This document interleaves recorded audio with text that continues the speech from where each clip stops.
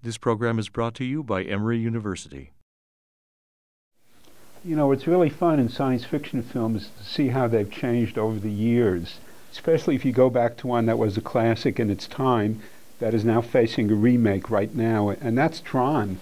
The original version was made in the mid-1980s, and there's a remake coming up called TRON Legacy.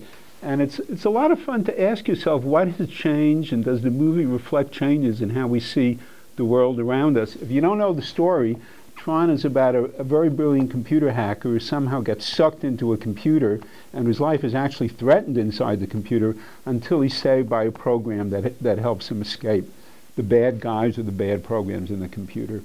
So one point is, when the film came out, it was considered beyond mind-blowing. It was like 2001 in its impact.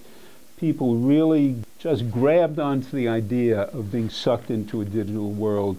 Now we take that a little more for granted.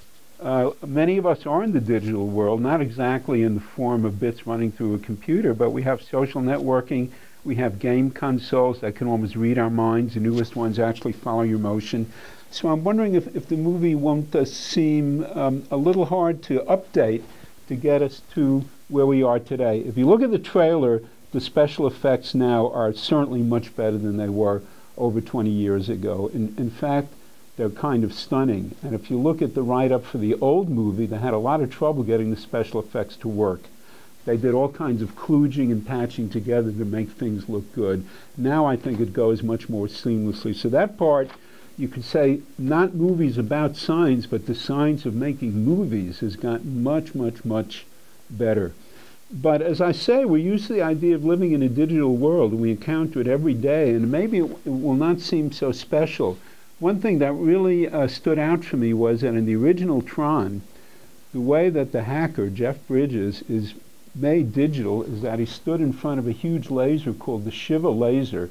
This was a real laser of the time. Shiva, S-H-I-V-A, that's the Hindu god of destruction.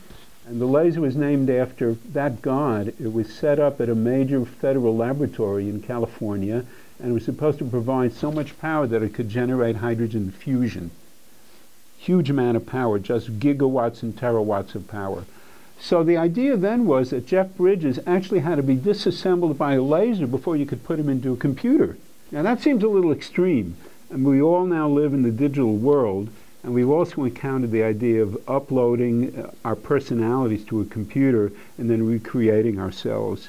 In actuality, I don't think anywhere is remotely near being able to do it, at least not yet, but we all have this image of putting a few electrodes in our heads and somehow being recreated inside the computer.